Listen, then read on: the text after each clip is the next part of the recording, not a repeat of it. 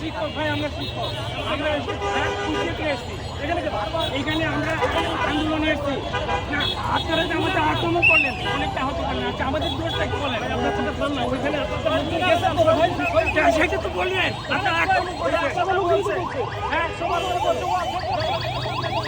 আরে মুশকিল, আপনার খেলারও তো দরকার নেই, বললেই তো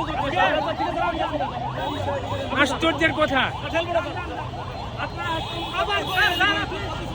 আমাকে এটা সহায়তা লোক আপনারা পানি মারছেন, আবার এখানে আসছেন ইয়ে করতে। আপনারা আক্রমণাত্মক ভঙ্গিতে আসছেন। সিনিয়র আমরা শিক্ষক, 30 বছর শিক্ষকতা করি, আর আমাদের উপর ঠেলা ধাক্কা দিচ্ছেন। আমাদের কোনো কি অপরাধ? আমরা জবাব চাই, আমরা জবাব চাই। আমাদের কি অপরাধ ছিল? যদি সারা বাংলাদেশের 80% শিক্ষার অবদান হচ্ছে এমপিওভুক্ত শিক্ষকদের, তাদের দাবি। আপনাদের প্রথমবার পাঠিয়ে দেওয়া হয়েছিল, আপনারা জান নাই কেন? কোথায়?